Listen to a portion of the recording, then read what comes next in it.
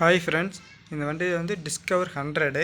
இதில் வந்து செல்ஃப் போடும்போது டைமிங் செயின் சவுண்டு வந்து லைட்டாக செல்ஃப் அடி ஸ்டார்ட் பண்ணும்போது மட்டும் டைமிங் செயின் சவுண்டு கேட்குதுன்னு சொன்னாங்க.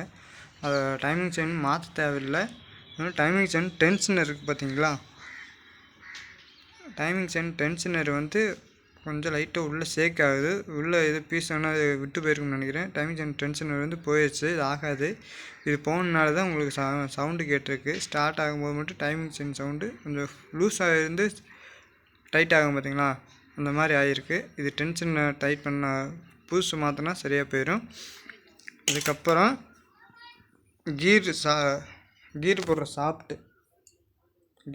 சாஃப்ட்டில் நர்லிங் கட் ஆகிருக்கு,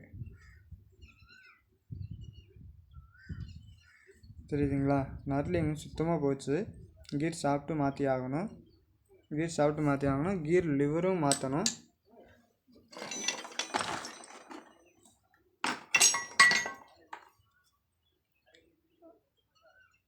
கீர் லிவர்லேயும் ஒரு நர்லிங் இல்லை, கீர் லிவர்லேயும் நர்லிங் கட்டாக இருக்குது. இது ரெண்டு மட்டும் மாற்றினா போதும், வண்டி கம்ப்ளீட்டாக ரெடி ஆயிரும்.